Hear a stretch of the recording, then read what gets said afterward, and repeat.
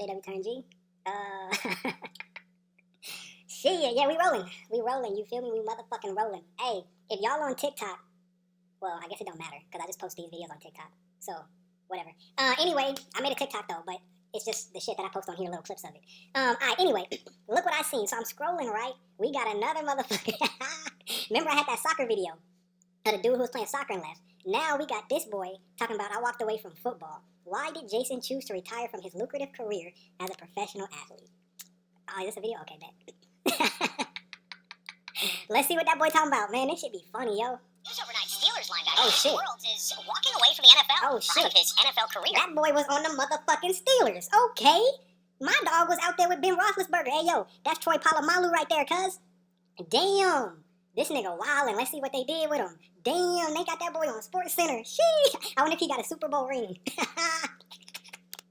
Worlds is, or has been with the Steelers for 5 seasons and started in all 16 games. He's just walking away from tens of millions of dollars. What is he going to do for the rest of his life? He wildin'. But it better be worth it.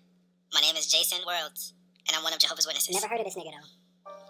My mom is a beautiful woman. It was in her early 20s that she was introduced to the Witnesses, and she took a study, and 6 months later, she was baptized. And so my mom put the truth before us growing up, but I didn't see the true value of what it is that I had. I didn't know how... I just want to say that the organization off of RIP, they call it the truth. Right? The truth. If you ever hear somebody talking about the truth, right? The Jehovah's Witness organization, like, that's just brainwashing 101. They just ingrain that shit in your head. So it's just second nature to call it the truth. That's funny. The truth was, it's vital that you set spiritual goals. If you don't, the reality is that someone is going to set a goal for you. And I think that's what was true in my case. What? I started playing American football my freshman year of high school. One of my coaches sat me down and said, you can potentially go to college on a full scholarship. Yeah, nigga. I did everything to succeed at football. And so the dedication, it escalates. I studied the Bible for several years, but by the time that I started to make progress in my study, I was being courted by the NFL. I was whole souled to football. And so I pursued my professional career. See, that boy got the jersey. It was what I had been working towards for so many years. That first year, He it missed was that chaotic, shit. but then my second year... That nigga missed that shit. Hold on. He was reminiscing on the jersey. That nigga looked at that jersey like, damn, did I fuck up? Did I make a mistake? He probably retired, though. Shit. What's this nigga talking about?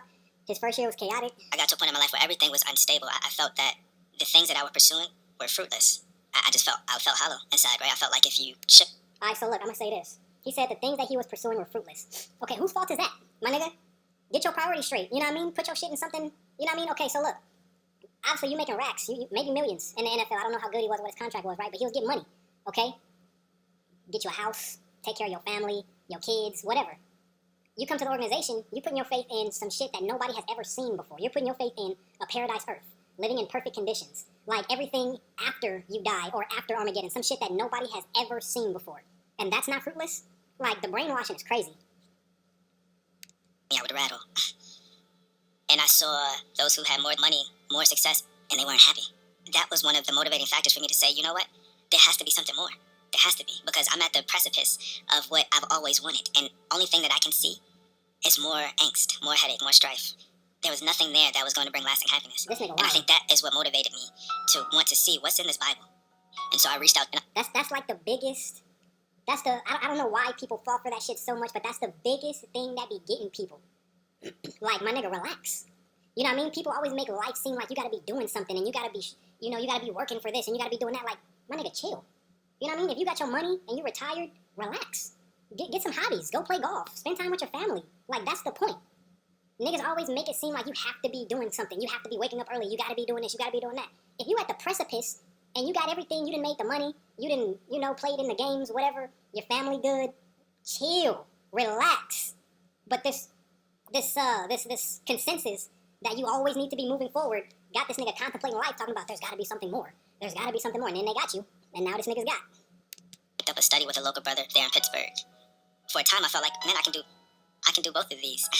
I got my craft here, and I'm enjoying it, and then I have Jehovah. As a defender in football, there are certain things that you dream of.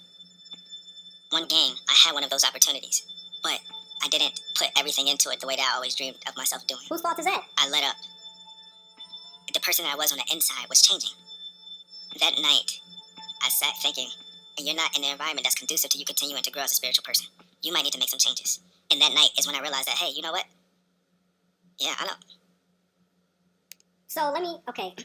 So at that moment, what does that say about you, big dog? Because you signed a contract and you had a commitment to your teammates and to the fans and to the team and everybody, and you talking about you let up. So, like, what does that say?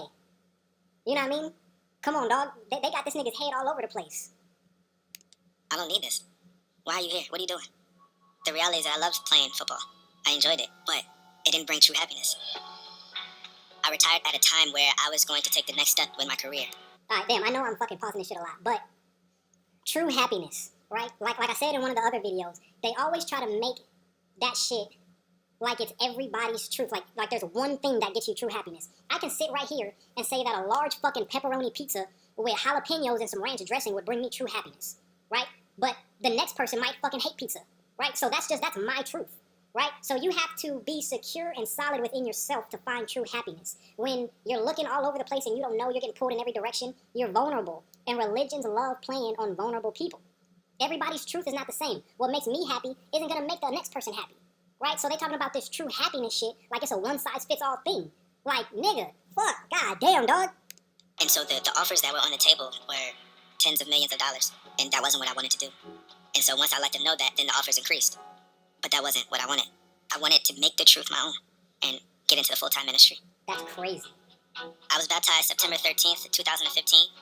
That day was so special because Jehovah completely welcomed me into his spiritual family. I've become a better friend. I've become a better brother. I've become a better son. And there's nothing. And you couldn't have done that?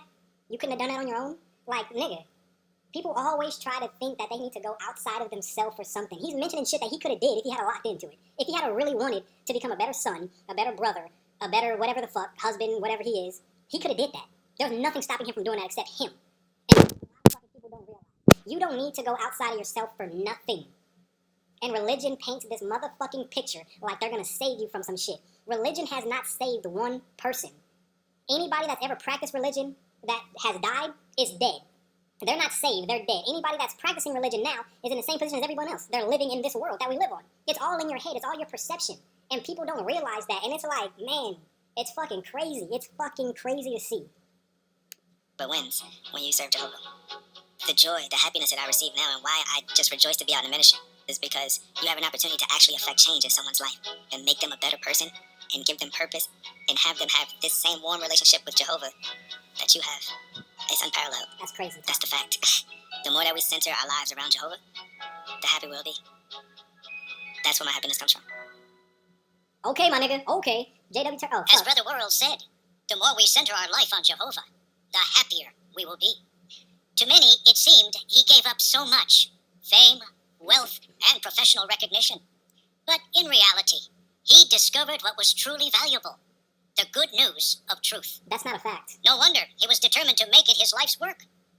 We are happy that Jason has been serving as a member of the United States Bethel family since 2017. That nigga fucked up his life. JW turn G. Oh, fuck.